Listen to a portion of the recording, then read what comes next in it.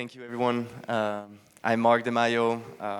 I'm here to present you DeFiScan, an open source framework and dashboard made by the DeFi Collective, a Swiss NGO. And our mission here is to define and standardize the concept of decentralization in DeFi, and also to assess the current maturity level of decentralization in DeFi protocol on EVM chains for now. So yeah, what is DeFi? It's a pretty tough world to navigate, for me at least, and I believe most of DeFi enthusiasts and builders would agree, at least with 99% of what is presented here. We believe DeFi is about transparency, where everybody can verify the integrity of the ledger and see what's going on in the transaction. It's about resilience and anti-censorship, mostly from state and corporate actor interference. It's about community, where everything is open, non-exclusive, and everybody can participate in some form of governance of financial protocols or community protocol. Accessibility, you don't need a KYC, you don't need an address to participate and access financial services. It's also about trustless infrastructure. That would go in resilience in a sense, but I think we need to separate it. And yeah, you don't need to rely on anybody to have the best outcome for your protocol. That would be a very important point. And public utility, which would be the most subjective point of this slide, and which I will defend harshly here. But I think there is a duty for DeFi builders to really extend financial inclusion and give these kind of services to everybody as a public good. Unfortunately, even though this is the core values of DeFi, I don't think we really have it. And today it's mostly about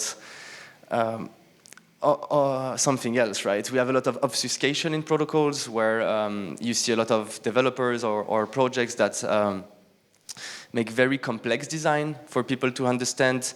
And there are a lot of names that comes to mind that I won't quote. But recently, there were, like yesterday, a big drama about the bridge across protocol, where actually some of the core team members were speaking about how the CEO and the DAOs were able to steal, allegedly, $23 million out of the treasury. So yeah, sometimes we have a lot of over-complex design, and some people inside the protocol access information that you don't have and can exploit it against the users to make profit. We also have a lot of ephemeral apps where people follow trends rather than really understand what they're using, and these apps could easily be taken over if you had enough resources. Some protocol logics could be completely reversed if you have enough money to unbalance pool and act some critical parameter of the protocol. Community-wise, we see a lot of VC-driven philosophy in crypto, which is not the baddest thing, but they're mostly focusing on profits rather than having these core community tools for everybody to use. And yeah, I think we can do better here. It's still gated. You might have been in some website UI where you have to accept some pages, state you're not from Iran or the US. There is still a lot of trusted setups regarding security councils. And yeah, we still trust a lot of humans to hold the private keys of our favorite protocols. And yeah, when I say public utility, today it's mostly profit-focused and helps some very specific people. I think one of the biggest use cases of DeFi today would be stablecoin usage. And who benefits from stablecoin today? There is a lot of protocol, but let's face it, reality is we have most stablecoins backed by US treasuries. It's actually 80% of stablecoin. 8 out of 10 protocols in stablecoins are using US treasuries and represent more than 99.8% of the stablecoin market and volume. More specifically in DeFi, here you can see like Tether and USDC completely obliterating the share of the stablecoin market. And USDC, if you didn't know, represent the biggest part of stablecoins in EVM DeFi. In this sense, we can say well played to the US Treasury, bringing up this huge amount of loans that finance the US department, the US government, thanks to blockchain infrastructure and DeFi.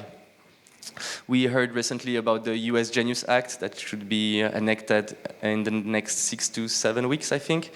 And they, if you read it, they really push forward this idea of the traditional banking model for stablecoins. This is how they quote it, and this is the model that Tether and Circle are using. So basically holding short-term US treasuries in banks. And when you realize that your stablecoin or the on-chain cash is actually the base of a perpetual US loan, you could actually question why is this the case in DeFi. I think it's wrong. So yeah, the main challenge here is to bring more transparency. We still have a lot of folks that want to bring more lights into DeFi and want to dissecate how protocol really functioned, how decentralized their collateral is. And so these are the questions we really want to answer at the collective and with DeFiScan. So who really operates a protocol? What permissions affect my usage of the protocol? What dependency do I have? And all the risks associated with external control. And is the protocol finished? Is it mature enough? So yeah, the main goal here, and also the greatest struggle we have right now at DeFiScan is to really build a community consensus about what decentralization is. And when we see that stablecoin is mostly based on real-world assets or tokenized bonds, there's a lot of work and thinking and peer reviewing to do. There are other spaces that I will speak a bit forward, speak a bit more about in the next slides. It's also about teaching the people about state-of-the-art protocols and how you can really decentralize your financial protocols. And of course, have this kind of anti-fragility mindset where we help with liquidity, with marketing services, highly decentralized protocol. So yeah, let's go to the core of it. How do we do it? How to assess how much decentralization is in my finance? I see some people love the ants design. Please take as much picture as you want.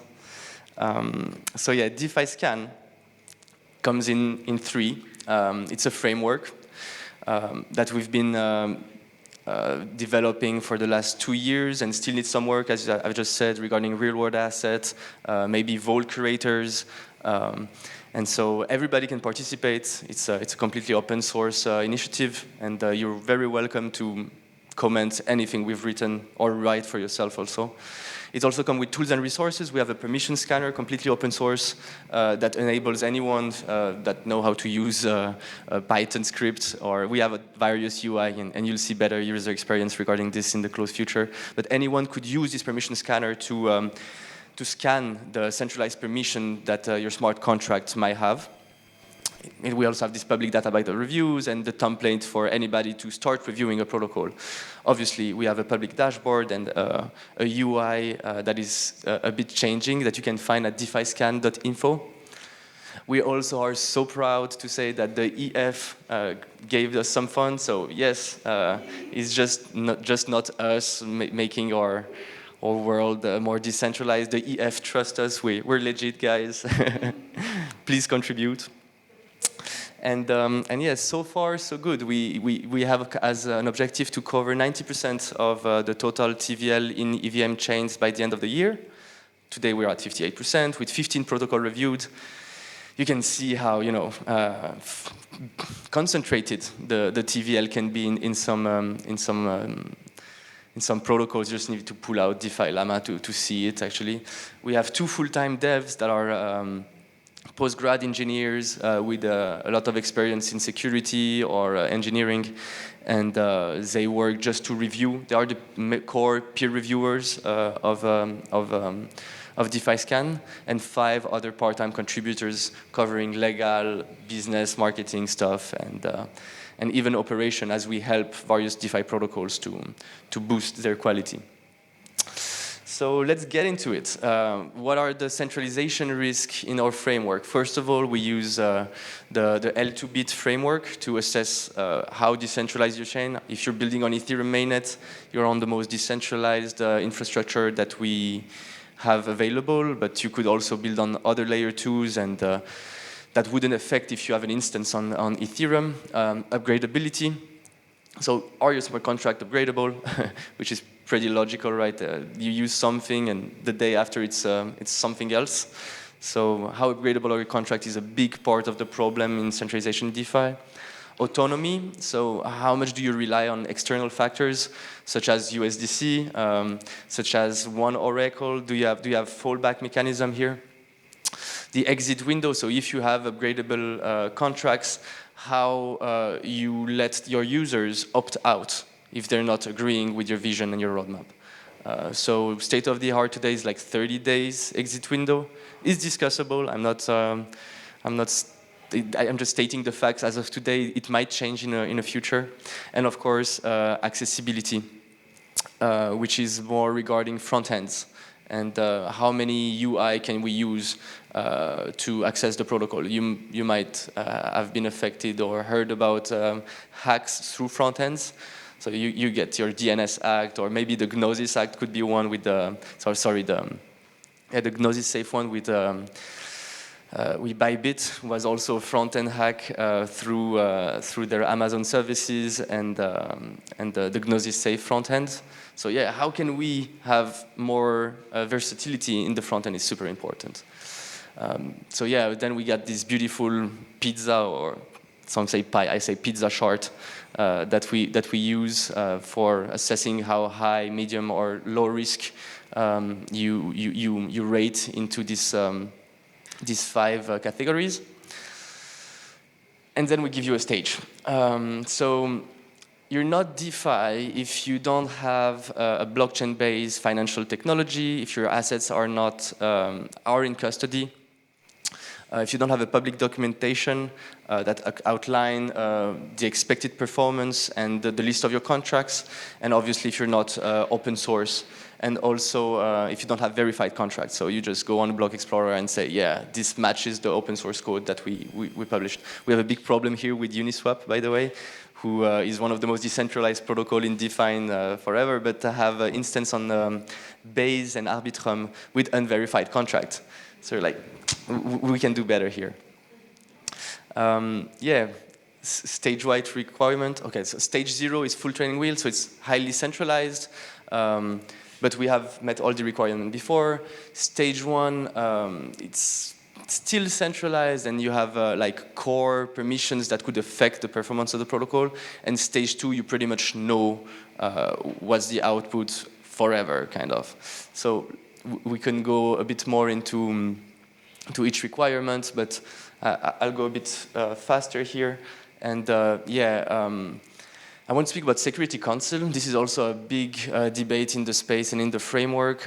What is a decentralized Security Council? Today, we consider you need at least 7 signers with 51% threshold of people voting for it, obviously, and at least 50% non-insider signers, which are obviously either publicly announced with their name or a pseudonym, but we need to have some accountability here. Stage 2 requirements, you can pretty fastly understand that you just score low in all the 5 risks. And let me fastly go on a practical example. So Liquidity, which we consider one of the most decentralized collateral debt protocol, matches this beautiful stage 2 rating of DeFiScan because they have immutable code. Multiple front ends. I think they have at least 40 front ends. I know 5. I've been using 5 with them. And they use Chainlink as their main oracle, but they have a fallback called Telor. And if both oracles become entrusted, they actually use the last price. So pretty well designed and well done to the engineers. Lately, we did 5 big reviews that unfortunately I don't have the time to go through all of it and the centralization risk, but please come to me and we'll discuss this a bit further. We did Aave and Lido, that are the 2 biggest DeFi protocols today, and they both reached stage 0 for relying either on highly upgradable contracts. This is really the case for Lido when your withdraw and deposit contracts are actually upgradable, and Aave mostly because they have problem regarding the security councils and their dependency on Chainlink Oracle. So yeah, please come to me if you want to speak more. This is a slide that is half true for the moment because we need to renew this bounty program that we have. But in C, anyone can participate and review a DeFi protocol as per this method. So you go on our GitHub, you can fork the repo, we have a template that you can use, and you start completing everything in the templates. You create this PR on the GitHub, and the peer reviewers will come and check if it's correct. And we have bounties up to 3K paid in stablecoin, BOLD or LUSD stablecoin, so the liquidity stablecoin, for rewarding activity here. And if you are highly qualified here, we might hire you full-time, which is a beautiful job, to be honest. Here I share more decentralized acceleration links, so people who are really aligned with this mission of assessing the maturity of decentralization of protocols. Blue chip focused on stable coins. DeFi safety maybe miss a bit the point because they also integrate a lot of security audits and basic cybersecurity stuff. DeFiScan, of course. L2Bit for layer 2 decentralization, and anti-capture with a very new website and framework that assesses the DAO decentralization, how it decentralizes DAO. Very interesting things happening here, and highly recommend. You can see more of a link. You wanted and so you can find us here. If you're interested in working with us, please join the Discord, make a little presentation, ask for a bounty, put pressure on us. I've been putting pressure in my core team as well here. And yeah, that's pretty much it. If you have any question, I'll be happy to take. Otherwise, I can go back and speak a bit more about the centralization risk of the protocol that we lastly reviewed before. Thank you very much. Please give a hand for Marc. Amazing presentation, thank you. You actually do have a little time to talk a little bit. You have like 2 minutes left on your time. Sure. So go a little bit deeper in, and we go to the questions after. Let's go. So I told you about the Lido risk and the Aave risk. I could go deeper in each of them, but I wanted to speak also about Morpho, which is very interesting. It's like a stage 1 here. And I'm a bit surprised, personally, because I would have given it a stage 0 subjectively, but they have a very beautifully designed protocol. It's only that I would have given stage 0 in a mistakenly mindset, because anyone is very permissionless. You can create vaults, and it's like completely immutable for the old vaults, but you have curators responsible of some permissions inside the strategies. And so, yeah, how do we assess the centralization of curators? And here we have some gossip already with various labs and risk managers, let's say. Otherwise, they're pretty good. They have scored really well on all our metrics, but we lack a great framework regarding these curators. They also have issues regarding their token. So it's not really affecting Morpho users if you're not depending on the Morpho extra yield and you're just like doing some stablecoin lending strategies on Morpho. It won't affect you much, but their core token, the governance token, is also upgradable and have some issues there. They also need to extend their exit window for changing some permissions regarding this token and their governance. And yeah, I think I used the 2 minutes, and we'll go for the question. Marc, you used it perfectly. So as we go to the questions coming, again, a big hand for going through everything. It was amazing listening to DeFi. I am a DGen at heart myself. So we do have like 2 questions that came in. I'm going to give you the most funny one. How much D is in DeFiScan? That's a good question. I think we're pretty decentralized in the sense that we don't depend on it, like most of DeFiScan contributors, beyond the 2 reviewers. The 2 reviewers have full-time contracts at DeFiScan. But the rest of us, the core contributors and the people who funded the NGO at the beginning, we're all crypto natives and don't rely on the collective to sustain our lifestyle. So we're pretty independent in this regard. Now, geographically speaking, we have someone in Australia, we have someone in Romania, in Serbia, in Switzerland, in France.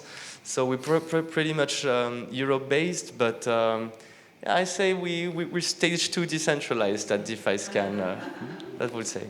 So that's the wonderful thing. They even said, oh, this is a joke, but actually you had a proper answer to it, because even though it's a joke, there's always a question proper in it. Yeah. So we have the next one here. How do you evaluate chain decentralization? Do layer 2s like optimize automation score or lower? Yeah, so here we got a bit lazy and learned from the best by just taking the authoritative arguments from L2Bit, which is a widely recognized actor in the space. And so if their framework is our core thing. So yeah, optimism, which I believe is stage 1 roll-ups right now, will score less. You'll get a medium score if your instance of DeFi protocol is only on optimism. But you can easily fix this by just uploading it on Ethereum, even though most of your volume and activity is on optimism. So yeah, we might have to think about ponderating volume by chain to really understand how decentralized the core activity of a protocol is. But if you have an instance on mainnet, well, this you cannot think, then you don't rely on the centralized dependencies of a layer 2. Well, that's beautiful. So the thing is, also many times you talked about verified contracts, especially on chain. I know a lot of devs sometimes, they do want to create their own, but they don't want to share it. So they try to hide snippets of the contract on the chain while some is still open to see. Yeah, I wouldn't recommend that. You know, like it's fair to build in the shadows for a moment, but if you want to hit the whole world with your product, I mean, it's the conflict of two paradigms here. You have this kind of fully profit maxi things that we have at the beginning of my slides, where I say it's VC backed, and you know we focus mostly on profit rather than a public good mindset. And this is what we see, I think, with protocols like Hyperliquid, where we don't have a full idea of who's the team behind, even though like we have like 5 signers behind a multi-billion-dollar protocol, and they could just rug and leave. And yeah, who knows what's behind it. And regarding smart contracts, there's a lot of protocol depending on the Hyperliquid infrastructure that are building on Hyperliquid infrastructure that don't realize this, and it's a bit like the same. You don't know how sustainable and open the infra you're using is. So yeah, if you build in the dark, it's good, but at some point you gotta upload your contracts, and we'll find it out. We'll see your contract somewhere. If it's not verified, we cannot be 100% sure it's yours, and maybe it's a phishing link or something. But then the volume will speak, and if everybody starts using your UI and we see the volume interacting with this smart contract, then we'll know your core source, your core code. Now, you not verifying it is just bad development methods, in my opinion. Oh, don't we all just love a good phishing link to empty your wallets? Right. So, yeah, there we have a question right down here. Perfect. So I was wondering if after doing the reviews on the protocols, do you ever challenge the protocols publicly, trying to point some things out, like findings, so that you get a response from them, like if they have those things in mind? Yeah, it's this is where all the politics comes in, and you have different reactions from each protocols. But what can I say? Some people are really angry of the rating they get, and some are just surprised and say, "Oh, we can do so much better. Thank you." So it's a double-edged sword. But yeah, obviously there is some social tenets here as well. Like we have some reviewers or core team members that worked at big DeFi protocols and clashed as they were working as executive or core contributors.